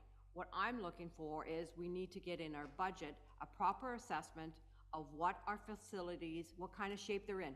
What is it going to take to get the fire department's garage up to what they need? And have, whether it's, I don't think we have anybody on staff that can do that, who can come in and assess, say, like our Pioneer Center, our library, our museum. I didn't think we did. But like, how much money do we need to actually make, say, like the thing at the highway? Our, you know, that needs a lot of work. I've been out there a few times, and, you know, like, we need boards replaced. We had people donate stuff so that we could get the benches repaired. We know that there has to be work done at the community center. How are we going to know exactly what facility each needs to get it done? How do we go about doing that? Do we hire somebody for that? Do we have that in as a budget item for 2026? To get realistic figures? Or should we be tearing down the Tourism Bureau? So, Yes. so I guess to try and answer your question, that number that you're asking for, you know, what is that number to basically fix everything we own, you know, is a number that, you know, is going to be very, very large, right? And the whole point of asset management is to say you should be budgeting X amount of dollars every year to put towards your infrastructure, right? And for example, this year when we're doing major, and correct me if I'm wrong, but I'm trying to explain this as best I can. This year we have a lot of capital work being done, so there's a lot of money being spent. We're actually meeting our targets on that. By doing what you're asking for, it would cost a lot of money. It'll kind of tell us what we already know. And we're still not going to have the money to put towards the buildings, right? Because what the department heads do every year is, okay, so my fire hall needs a new roof or a new extraction system, or, you know, the library needs, you know, this kind of work done. So the department heads with their buildings are always updating them, right? As it's what's the next emergency thing that needs to be done, sort of thing. So my concern would be is it would be a lot of work, a lot of money to tell us what, you know what I mean, that it's going to take, you know, $87 million to do everything that you're supposed to do or something like that. Again, I'm not an expert on asset management, trust me, I'm not. We do it to be compliant, and we do it as a general roadmap. A lot of the grants are obviously looking to see, you know, how updated that is. It's the same as insurance, right? Insurance wants an up-to-date assessment of all the buildings, and we try every year to do a couple of them. But they're not as in-depth as what you're referring to. So, again, please comment if you want regarding the plan. Yeah, just another thing to point out is your asset management plan is based on different criteria for different things. So for buildings, it's age-based. So then you depreciate so much every year. So essentially, any building over 40 years old is worth $0. Right? But to replace that is going to be millions of dollars. So you have to think of that as well when you're looking at the asset management plan. I understand all of that, but my question then, to make it short and sweet, to simplify it, maybe it would be the way I'm thinking about it. So when we went and they opened up, say, the the building on the highway there. There's boards that need to be replaced, benches that need to be painted, sanded and painted. The decks needs painting and sanding. There's all kinds of repairs. There's a fundraiser going on right now to replace the things at the baseball diamond. What do we do? Do we get rid of those assets because we don't have the money or the people to do that kind of work? How can I, as a representative on the museum board, go to her and say, okay, so we're gonna drop a 5-year plan, and part of that 5-year plan is going to be, we're going to be taking a look at the buildings that need to be replaced. How is she going to come up with, say, we need a new building to store our artifacts that are stored over there, and it's gonna cost us roughly $50,000? That's not in her field of expertise. I'm looking at, how do we go about addressing these questions? So, I mean, a lot of them are addressed through the budget process, right? I mean, when we say, well, we want to do this, and we say, well, no, it gets cut from the budget because it's not as important as, maybe that exterior building isn't as important as the roof on the industrial mall or something like that. So a lot of it, sure, we'd love to do all that, but it gets cut, right? These are the things that get cut right away. As far as like boards and that's operating, that's M&S, right? We budget for that for these facilities to an extent. To your point, I mean, how many people are using the ballpark? Are we willing to invest $25,000, $30,000? Do we get a grant, or are we looking at fundraisers? That's more about too, and what kind of goes back to the service delivery review is what do we want to invest in? To your point, what do we want to invest in? What facilities do we want to keep investing in? So I don't disagree with you, but I don't know if what you're asking for would give us those answers, Because you're looking at the state of the building. State of the building. Right? And then we expect people to volunteer to run those facilities and find people that are willing to donate their time and their money to supply the wood, to supply the paint, like.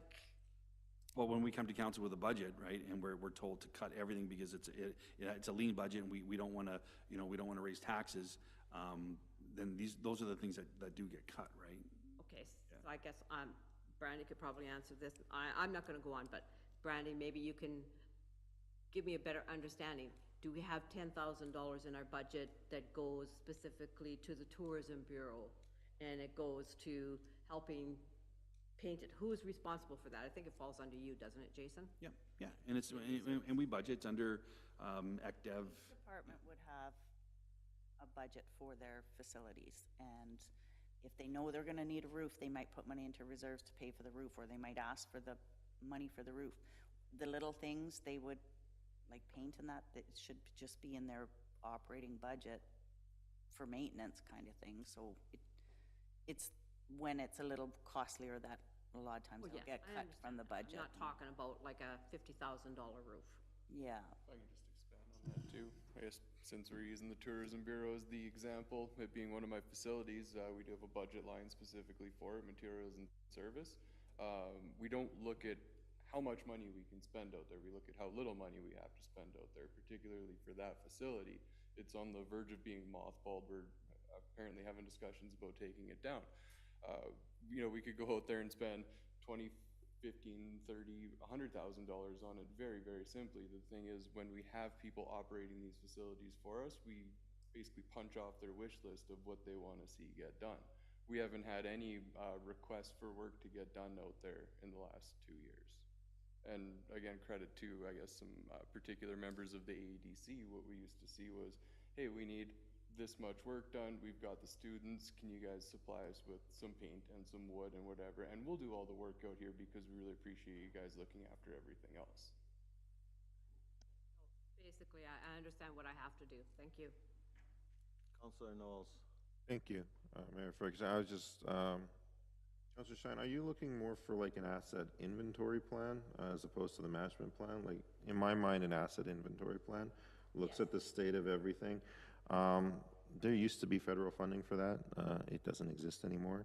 So if what you're kind of looking for is going to require some outside funding, because it's probably going to have like a commercial appraisal assessed on each one, and you're probably looking between $5,000 and $10,000 for each one that gets done, to bring in someone from a firm to actually go through and do a proper assessment on it.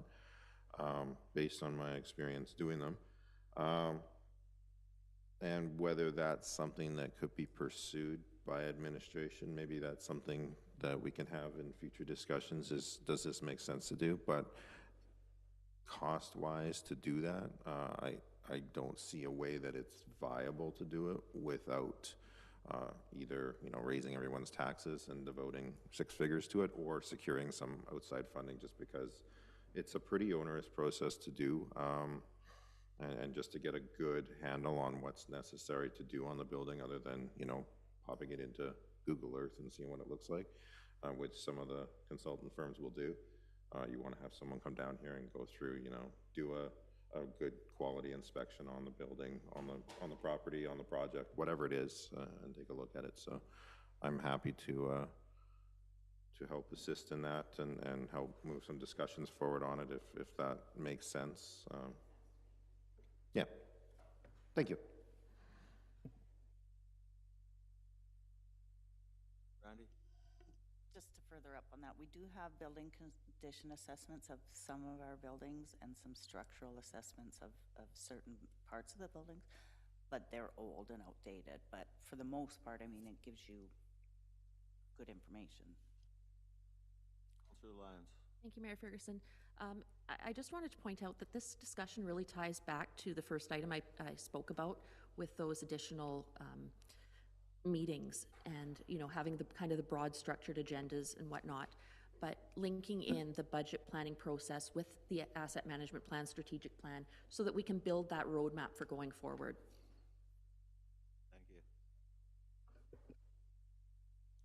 Yeah, so we'll move on to Fire and Property, bylaw number 28-25. The report to council is there. I'll leave it with you, Jason. Sure, yeah. I believe Clerk Bates did do a report for that. So, as you know, if somebody owns a property and they buy the one next to them, if they are registered lots on a plan of subdivision, they're not able to cross that property line to extend their property, whether it be the building or build a garage. So what we have done historically is given them the option to do what is called a merger agreement. And essentially, there's a fee involved, and we get an agreement registered on title that kind of essentially ties the two properties together. It allows them to get a building permit to, say, put up a garage, for example. And then down the road, if they want to try and sell that one lot that just has the garage on it, which would then contravene our zoning bylaw, the lawyer would search the title. They would see the agreement, said, oh, you can't sell just that lot with the garage on it unless you had like an undeeming bylaw. So it essentially just locks them together. There's a fee involved, and basically we've done quite a few of these. This particular person, they've bought the neighboring property, they want to build a garage, and they're requesting a deeming bylaw, and the administration sees no issues with that particular property. So if good, we'll bring an agreement. Yeah. Any questions on that? Comments? Councillor Knowles? Thank you, Mayor Ferguson. Jason, is the other property serviced as well, or is there no service on it? Yeah, there was an old home on there, and I believe it's demolished or being demolished. It's a service lot, but they own it, right? So Okay. Yeah. That would be my only question is, does it remove you from in future having 2 serviceable lots? Yeah, but I mean, in a sense of, because it's privately owned, right? They had anyone had the option to purchase the property, right? So They did. So I understand what you're saying as far as infilling goes, for sure. But it also, for them, it increases the value of their property, which we will see an increase in taxes as well from that. Okay, thank you. Jason, would they get 2 water bills and 2 sewer bills, or because it's merged and they just get one? Because we just implemented a sewer water bill. So if they didn't merge it and they just left that lot to be empty, then it would be eligible for that fee. But because it's being merged, it's going to be considered one property, and they wouldn't be putting water and sewer into the garage, right? So it wouldn't be used. Okay, thank you. Other questions? We'll call the resolution. Moved by Councillor Johnson, seconded by Councillor Shine. Resolved that bylaw number 28-25 being a bylaw to enter into a merger agreement with Henry and Margaret Cunningham, be read a first, second, and third time and finally passed. In favor? Carried.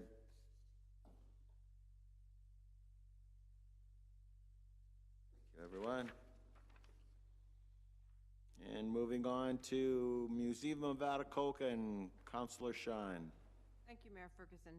As you know, the museum does not meet for the months of July or August. We don't have regular meetings, so she presents minutes to us, like of what's going on within the organization. So she has presented to you the visitor stats and some budgetary items. And if you read the progress, she is quite busy with the summer programs, and she still has her outers thing going on. So, and I know they're working towards other developments for special things to come in the future, the Bass Classic, things like that. So she is still quite busy, and then she'll give us a total formal update in the fall. So if you have any questions, we can reach out to her. And I know it was important to some of the councillors to have the stats for the visitors. Okay. Any questions for Councillor Shine? Okay, hearing none. Do we want to discuss those stats, or have we all seen them? Stats are good numbers, good to see. So, yes, Councillor Lyons. I would just like to, I'm amazed at some of the outreach and programming that both the library and, you know, the museum are doing. It's wonderful to see that both programs are so involved in our community. So kudos to you both. Thank you. Okay, hearing nothing else, we'll move to Mayor's correspondence. So this is a letter I received from the Mayor of Tweed, and it was a good, they have started the process of trying to get the costing for the OPP reduced to zero, and that money be left with the municipalities on the contingent that it is put into infrastructure. I think the idea has some merit. They've been doing a lot of work. So when we go to, I will answer the mayor back, and when we go to see if he has any other ideas he could share, and when we go to AMO, I will see if I can search out the mayor for anything else. But I think it does have some merit. We all know that small municipalities need more help with the infrastructure, and with the rising costs of OPPs, just puts more burden on the municipalities and makes it tougher. So it's kind of a unique or kind of a different idea that how to address these two things. So I will follow up with the mayor. Anybody has any questions or comments on that? Okay, seeing none, I just wanted to share with the mayor's correspondence, because it was mentioned before that maybe you don't see everything. I don't share everything I get because I get a lot of stuff. And moving to District of Rainy River Services Board is next. This is committee I'm on from the July 17th meeting. You can see what was there. There's some discussion on the impact of the landlords when you have, I'd say, unruly tenants or tenants that you want to evict out of. There's a lot of, not so bad in Atokokan, but there's a lot of issues in district housing in some of the bigger centers. And I seen in Thunder Bay it took 16 months to evict somebody out of a district services building. They were bringing in people that were assaulting other tenants. They were dealing drugs. They were causing problems, and it took 16 months. So the DSABs are trying to lean on the Solicitor General to make some resolutions that we can help make the other tenants safe in these facilities.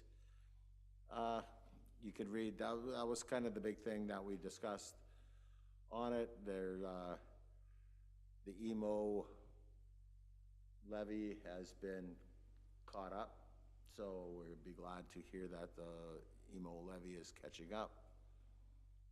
And anything else, if you want to read, I won't go through each thing. If there's any other questions, we're not meeting in August because everybody goes to AMO, and we'll be meeting in September again. Okay, nothing there. We'll move to other business and requests from the Atikoka Bass Classic. 3 people that have claimed the conflict. Thank you. Do you want to take this, Jason? You want me to read this? No, I can kind of high level, I guess. So this is an annual thing where we do get a request from the committee, and as always, the town has stepped up and I think provided a lot of in-kind support to the event. And there was an awful lot of conversation during the Public Works fees updates about porta potties and who's eligible to, or who has to pay and who doesn't have to pay. As part of that, I think the Bass Classic falls under that request. So, and I think that at the time we had discussed it with council that we would bring forward the request from this committee and look for a resolution from council. Just and I think it's important also just to understand there's a cost involved in this, right? So there is some in-kind services, and I believe we have a resolution prepared if council so wishes, and happy to take any questions or comments regarding this. Yes, Councillor Lyons. Thank you, Mayor Ferguson. Jason, I personally have no issue with this. It seems very in line with what's happened previously. I guess my only request is, going forward, could we track the in-kind costs? That way we have a good idea of what sort of thing we're donating to the committee. Actually, did a quick kind of tally on what we normally do, because it hasn't been tracked great historically, but we do put in about 100 hours of labor into that. So take your cost at 30 an hour, you're up in the $3,000 range. Then equipment on top of that, 2 to 3 times that, generally, depending on which piece it is. Much appreciated, and But I think to your point, though, that we can absolutely do that, and I think this year will be a good indication, and we will track what those costs would have been, and then we can provide council with a report. Wonderful, thank you. I think your labor is low at $30 an hour, because when you add your labor burden to it, you're probably a lot higher than that. Yeah, and even the 30 an hour is actually a bit low. I think our laborers are just slightly over that. So again, it was just kind of some quick math to throw a number on that. But then there's also like the opportunity cost, right? That's 100 hours of my crew equipment that we don't have to do things around town that also very much need to get done. Yeah, but when you look, you are giving them free rent on porta potties. So what would that be, $150 a week? We're giving them free rent per se, but we're also providing a lot of services in the pumping of the tanks, the putting them out, the supplying of barricades. All of the things that we do to supply them comes out to being in that $1,000 or 100 hours. I haven't even taken into account the cost of what we should be making off of 14 porta potties at $450 a piece. Then that number skyrockets very quick, right? I was just trying to give you guys an example of the toll of the labor that we put into it, I guess. Okay. Thanks. Councillor Knowles. Thank you, Mayor Ferguson. Yeah, I was going to say the same thing as Councillor Lyons. After the fact, I would be great to get a detailed in-kind, just because I think it hasn't been really put out there how much the municipality, especially Public Works, puts into this event.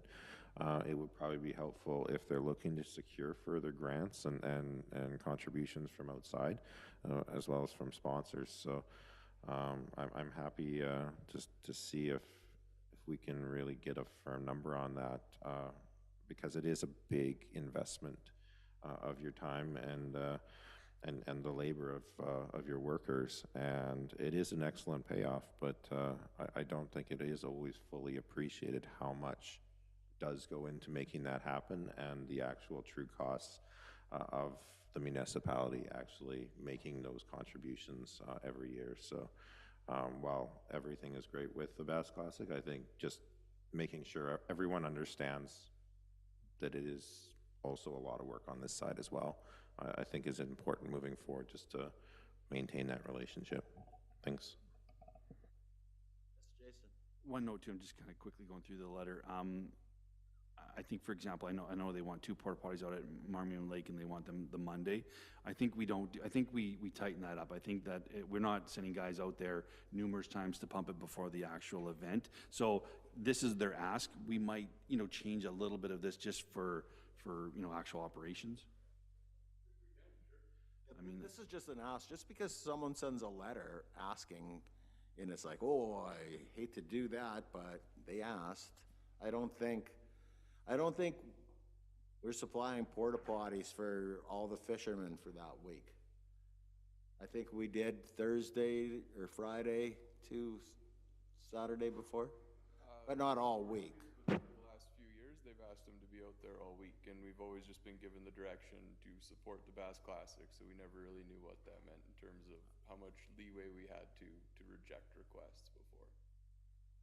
Yeah, I don't know what councils, I was a little taken aback by the, have 2 porta potties out there for Monday. I don't understand. That's not Bass Classic.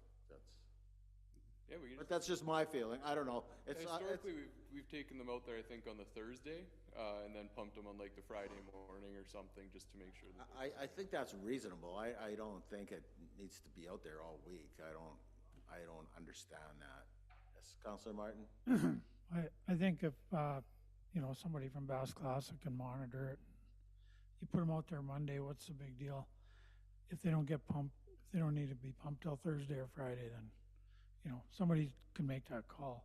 To be honest with you, it's a public boat launch. There should be a porta potty there all the time, and the town should be pumping it.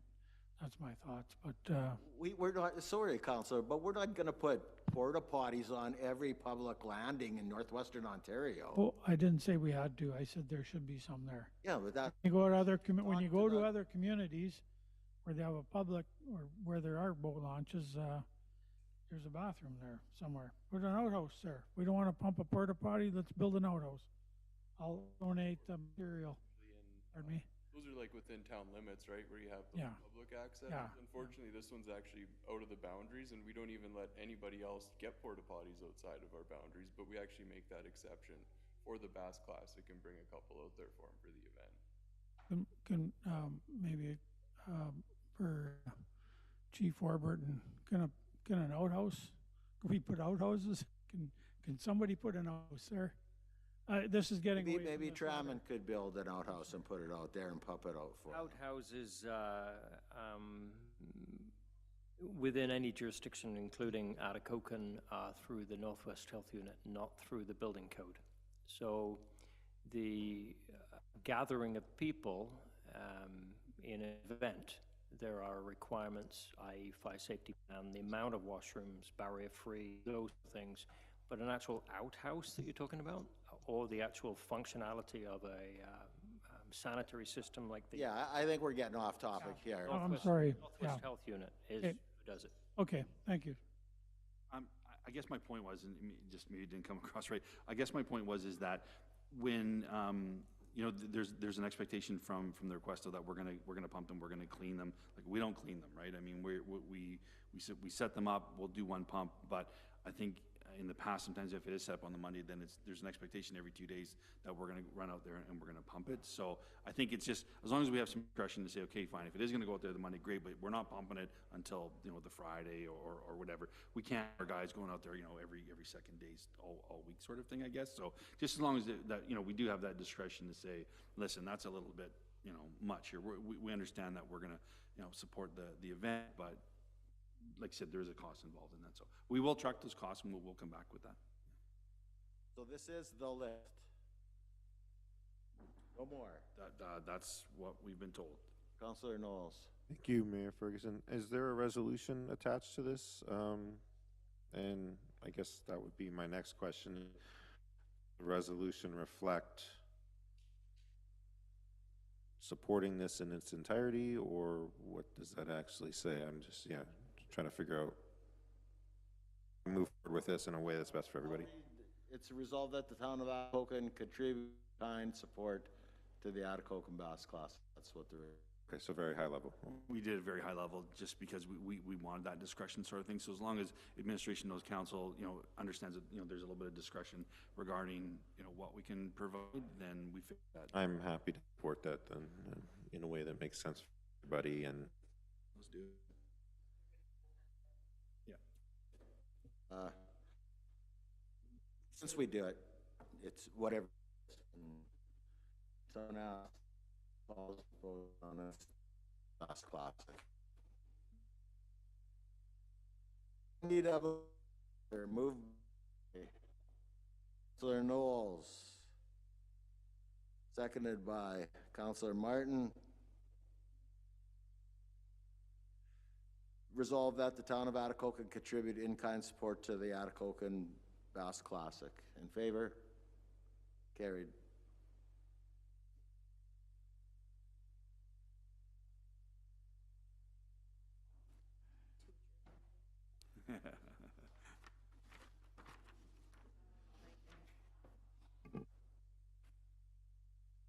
And just along the lines of that, I've got one more piece that I'm sliding in here under Bass Classic, is I have received support from Go Eagle to have a town barbecue on August 11th under the tent, like we did last year for the 125th. Nico Eagle graciously sponsored that event, and I've talked to Lisa Johnson, and she is going to help with the food. If anybody else is interested in helping out, we can get that moving, but we're going to have it August 11th at the end of Main Street from 5 till 7, and Nico Eagle is footing the bill. So with that being said, we have nothing in camera. Oh, yes. Thanks, Mayor Ferguson. Always got to get the last word in here. Did the car show Vintage Iron send a letter mentioning, just for you, Jason, we're doing a car show on Main Street on the Saturday of the weigh-in. Did you get a letter from us asking, or anybody? Nobody got a letter? Okay. Okay, you'll be getting a letter. That was the parade, yeah. So. Okay, moved by Councillor Shine, seconded by Councillor Johnson. Resolved that this meeting do now adjourn. In favor? Carried. Thank you.